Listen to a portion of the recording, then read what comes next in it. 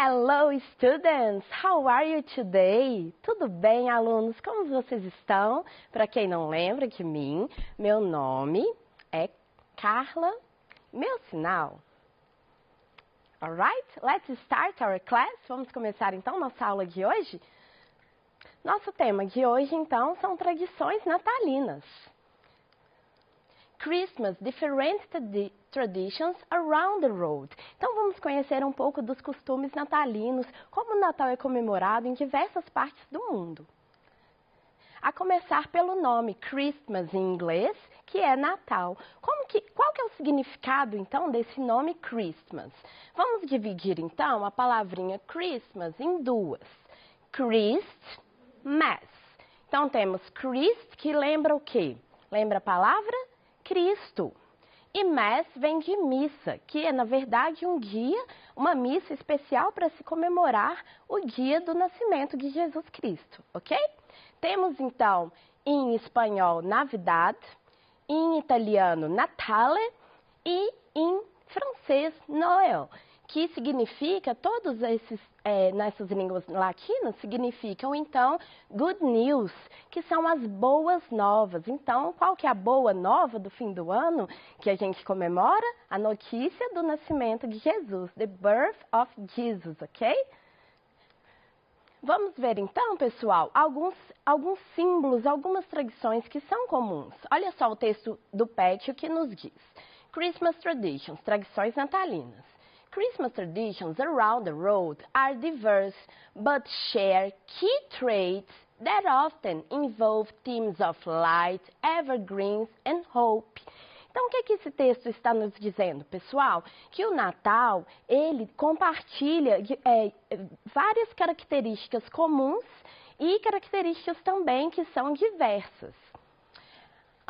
Continuando. Probably the most celebrated holiday in the world, our modern Christmas is a product of hundreds of years of both secular and religious traditions from around the globe, many of them centered on the winter solstice. Então, aqui está nos contando que tudo começou com a tradição de se comemorar o início do inverno, no dia do solstício de inverno, há muitos e muitos anos atrás. E depois os cristãos, eles adotaram essa data para comemorar o nascimento de Jesus, alright? Vamos ver agora alguns símbolos que são muito comuns no Natal. O que a gente sempre vê no Natal, pessoal? Christmas trees. Look, or evergreens. Evergreens, teacher? O que significa isso? Vamos dividir a palavrinha de novo em duas partes. Temos a palavra ever, que lembra o quê? Forever, that's right. E que significa sempre, né? E a palavrinha greens, que é a cor verde, isso aí. Então, evergreen, sempre verde. São aquelas árvores, aquelas plantas que, mesmo no inverno, elas não morrem, elas continuam verdinhas. No Brasil, alguém lembra alguma plantinha que nós temos que é assim? A sempre-vivas. Sim, aquelas florzinhas usadas muito na decoração, as sempre-vivas, são equivalentes a evergreens, ok?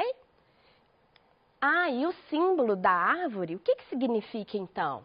Life significa vida. Olha aqui mais alguns exemplos de evergreens. Temos o fir tree, que são os pinheiros, e o holly bushes, que é esse azevinho, que a gente sempre vê também em desenhos e nas árvores também, para decoração, toalha de mesa, sempre a gente vê essa plantinha desenhada. E também elas são símbolo de boa sorte. Agora, pessoal, as cores do Natal. Quais são as cores predominantes no Natal? The Christmas colors. Let's think. We have the yellow, que é o amarelo, or gold, que é o dourado, que vai significar o quê? Que vai simbolizar o sol, sun, vai simbolizar a luz, light, e vai simbolizar também o ouro, gold, que foi um dos presentes que os Reis Magos levaram para Jesus Cristo quando ele nasceu. Temos também a cor green, the color green, que vai simbolizar o quê? Esperança, hope. life, vida, e spring, a primavera, também simboliza o início da primavera. E além disso, temos uma cor também muito comum no Natal, que é a cor vermelha, red. E o red, o que ele simboliza, teacher? Ele vai simbolizar o amor incondicional de Jesus, né? Então, the Jesus teaching the unconditional love. The star, um outro símbolo muito comum e muito bonito são as estrelas, ok? E elas simbolizam o Jesus birth, o nascimento de Jesus também. Por falar em estrelas, pessoal, vocês sabiam que nas Filipinas o Natal começa 4 meses antes, em setembro, e vai durando e vai decorando as cidades. Olha só, the Perros, que são essas estrelas aqui muito legais, ficam na decoração, são usadas na decoração da cidade durante esses 4 meses. September, October, November, December. Yes, 4-month celebration. Teacher, I didn't understand perils. What is this? Nunca ouvi falar de perils, teacher. Olha só, vamos ver a definição do dicionário? Do dicionário temos assim, perils are ornamental star like Christmas lanterns for the Philippines. Então são essas estrelinhas usadas na decoração no Natal das Filipinas. They are traditionally made out of bamboo and paper and come in various sizes. Então, elas são feitas de quê? Olha o cognato aí, bambu, paper, que é papel, e elas vêm em diversos tamanhos, various sizes, ok? Se alguém perguntar o dia, the size, qual que é o tamanho, what size, ok? Shapes and designs. Então, aqui fala que elas vêm em formatos diferentes, mas geralmente é o formato de estrela que predomina, ok? However, their star shape and basic design remain dominant. Agora, pessoal, se a gente for pensar bem, muitos costumes, muitos símbolos natalinos, a gente vê muito, mas a gente não vê eles na realidade. Por exemplo, a neve, the snow. A neve é um costume, uma decoração importada, né, dos países do norte, que está nevando na época do Natal, porque lá a estação é o inverno, em dezembro. Por exemplo, na França, um costume muito comum é colocar os troncos de árvores para queimar durante o mês do Natal até o Ano Novo. Isso significa boa sorte. É um costume antigo, né?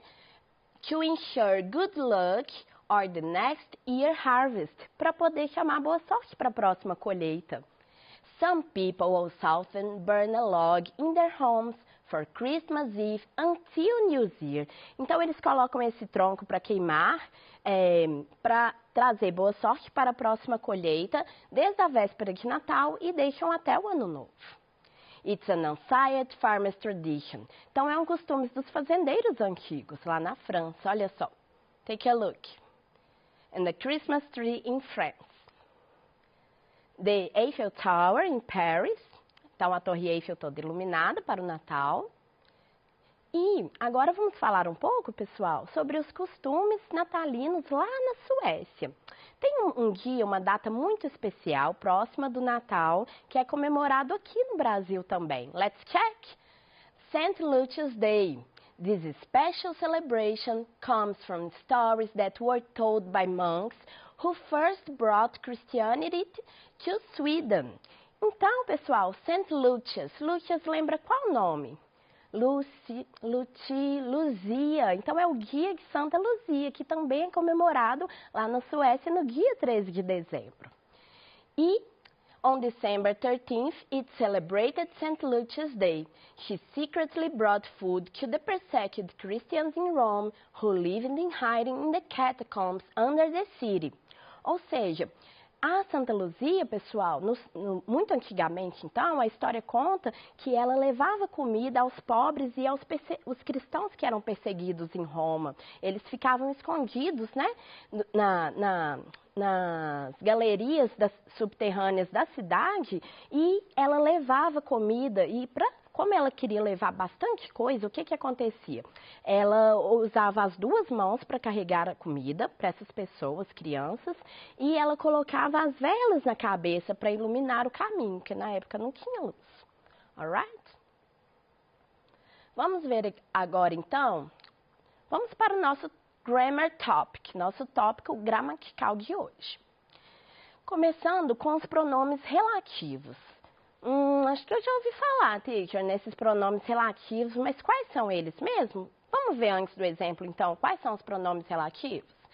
The relative pronouns relates to.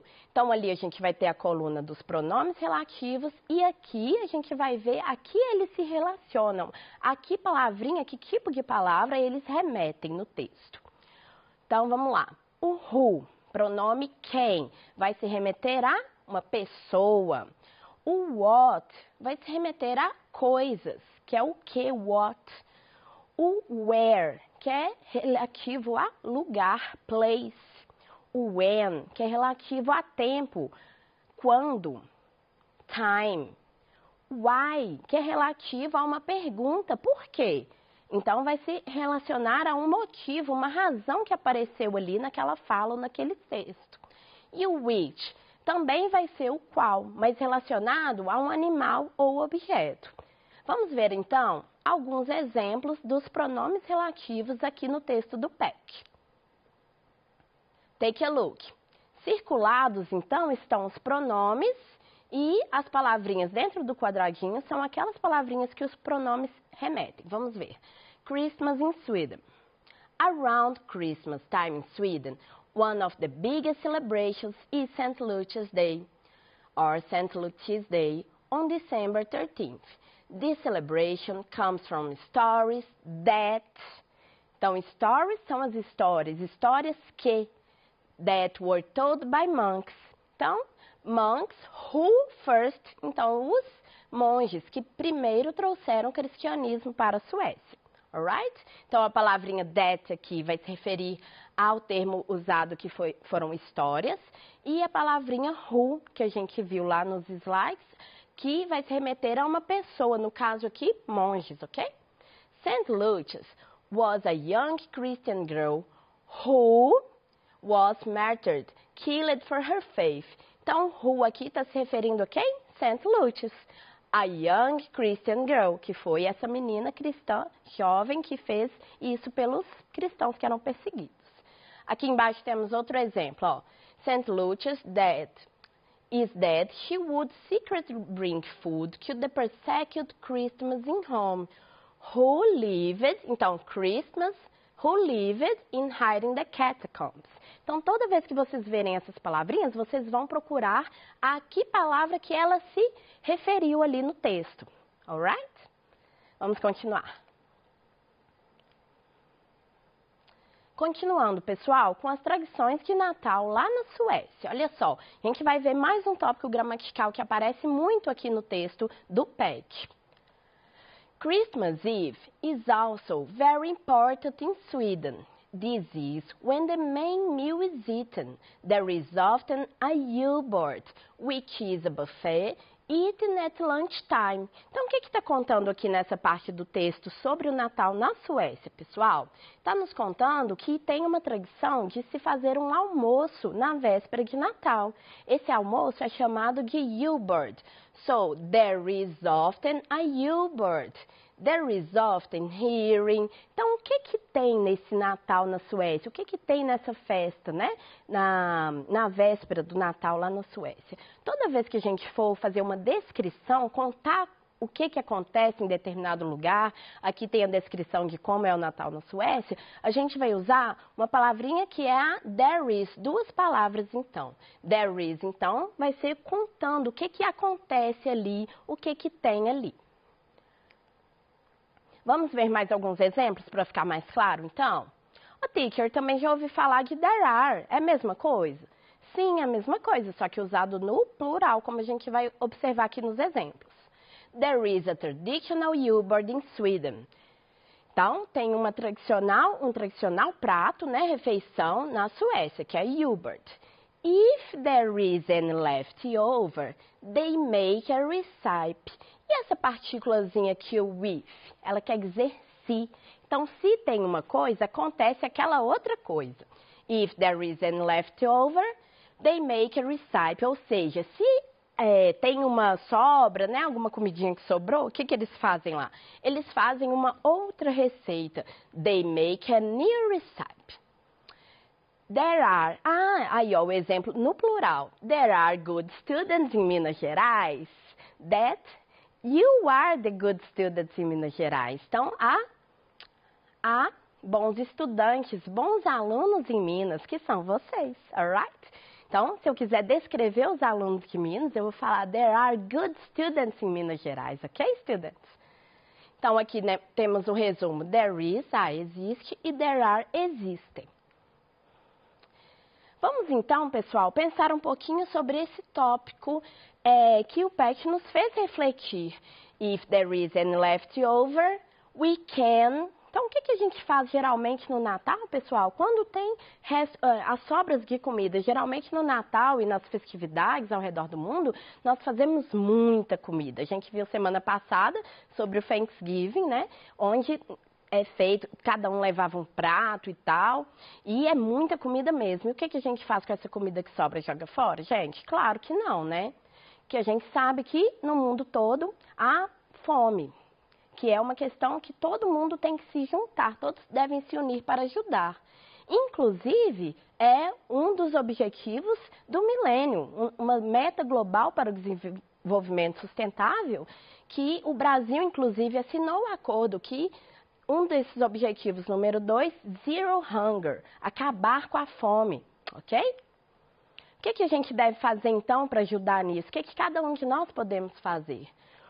A gente sabe, então, que poucos têm muito e muitos têm pouco ou quase nada para comer, pessoal. 1/3 de todos os alimentos produzidos no mundo é desperdiçado.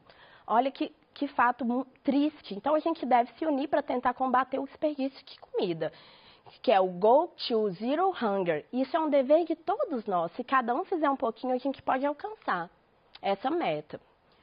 Here is what we can do about it. Então, a ONU, ela colocou algumas dicas, então, nesse quadrinho, que eu vou deixar para vocês o QR Code para vocês escanearem e lerem com calma em casa.